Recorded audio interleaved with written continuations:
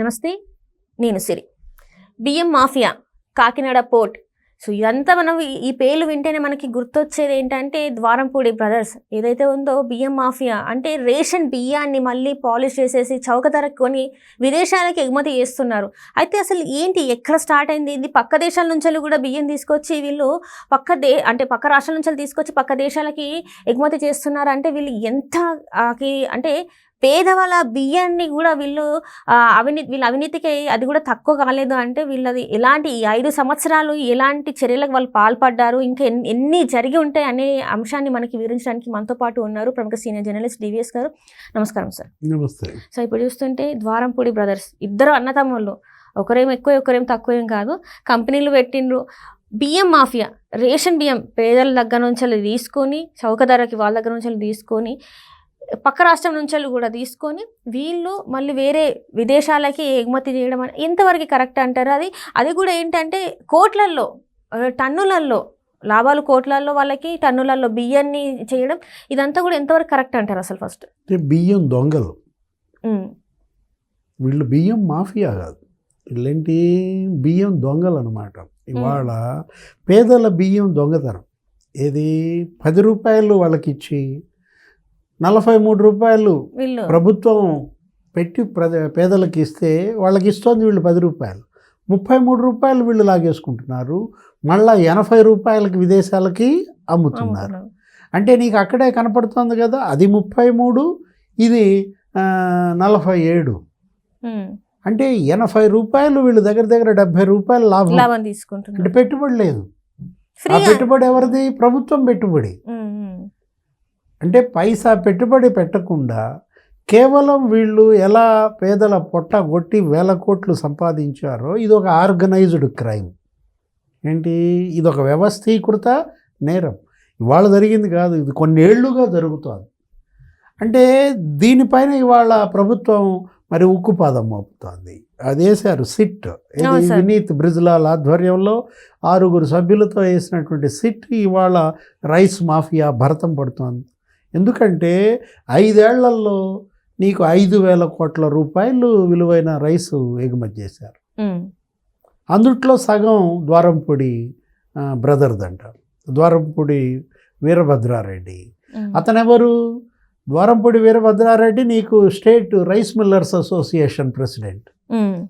అతనే ఈ షిప్పింగ్ ఏజెన్సీలకు కూడా అతనే అధ్యక్షుడు.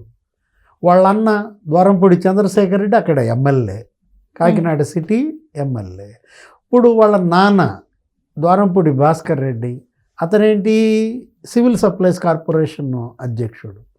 అసలు ఎలా చెరబట్టారో చూడు. అంటే తండ్రేమో కార్పొరేషన్కి అధ్యక్షుడు, ఒక కొడుకేమో ఎమ్మెల్యే, ఒక కొడుకేమో 2 పదవులు, ఏది రైస్ మిల్లులు. అంటే పేదల బియ్యం వీళ్ళే తేవడం బస్తాలు బస్తాలు, ఆ మిల్లుల్లో వాటిని మార్చేయటం బస్తాలు, ఆ పోర్టు వీళ్ళ పోర్టే కాబట్టి ఆ పోర్టు ద్వారా ఎక్స్పోర్ట్ చేయటం. అంటే అసలు ఎంత ఆర్గనైజ్డ్ క్రైమ్గా జరిగిందో నీకు అక్కడే కనపడుతున్న నేపథ్యం అన్నమాట. ఇవాళ ప్రతి ఊళ్ళో వీళ్ళ ఏజెంట్, గ్రామాన ఇవాళ ఈ మాఫియా వేళ్ళునుకుపోయింది.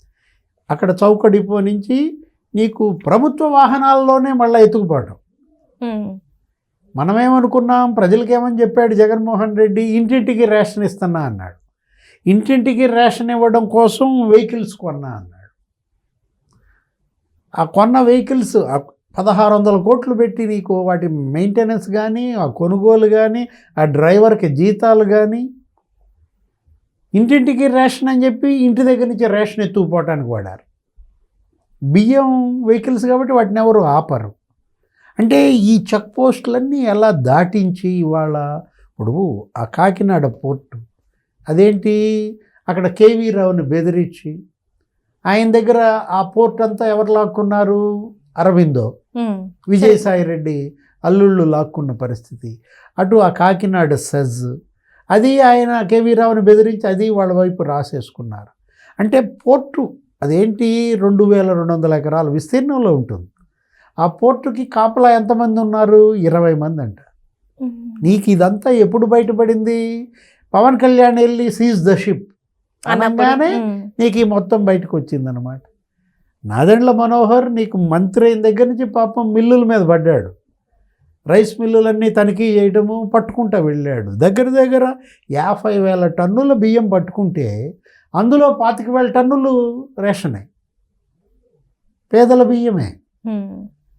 ఇప్పుడు ఈ ఎక్స్పోర్ట్ చేశారు కదా 5 ఏళ్లలో ఆఫ్రికాకి, ఆ 5,000 కోట్ల విలువైన బియ్యంలో 2,500 కోట్లు వీరభద్రారెడ్డిదే అంటున్నారు. అసలు వీళ్ళందరికీ వినోద్ అగర్వాల్ అంట. అవును సార్. అతనేంటి అక్కడ ఒక పెద్ద కింగ్ పిన్, ద్వారంపూడికి అతను ఒక బినామీ, అలీషా అతను ఒక బినామీ. అతనేంటి ఆ నౌకలు తయారు చేసేవాడంట. అసలు చూసావా నీకు సిండికేట్ ఎలా ఉందో? ఎమ్మెల్యే లేకపోతే ఎక్స్పోర్ట్ చేసేవాడు, నౌకలు తయారు చేసేవాడు, అందరూ అంటే మొత్తం అనుకొని చేస్తారు. ఎవరు బయటపడ్డా కూడా ఎవరి పేరు చెప్పొద్దు, ఏం చేయొద్దు, ఏదొచ్చినా కూడా షేర్ చేసుకుందాం అన్నట్టు ఒక మంచి ప్లాన్ అయితే వేసుకున్నారు. దొంగలు ఊళ్ళు పంచుకున్నట్టుగా ఈ దొంగలందరూ కలిసి పేదల బియ్యం ఇవాళ దొంగలైపోయిన పరిస్థితుల్లో గాలి జనార్దన్ రెడ్డి నీకు తెలుసు కర్ణాటకలో ఇనప ఖనిజం ఇలాగే కొల్లగొట్టారు. అది ఇంతే కేసు. ఏంటి ఓబులాపురం మైన్స్, అక్కడ రాజశేఖర రెడ్డి అప్పుడు సీఎంగా ఉన్నప్పుడు మొత్తం అనంతపురం జిల్లాలో అక్కడ అసలు నీకు సుంకులమ్మ గుడి, ఆ గుడి కూడా తవ్వేసి ఆ ఉసిరే తగిలిందంటారు.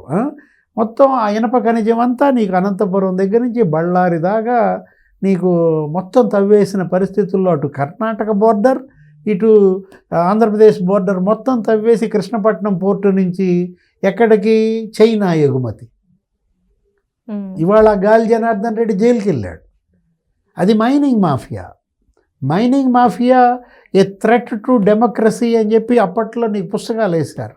ఇది రైస్ మాఫియా. ఇప్పుడు rice mafia A threat to democracy.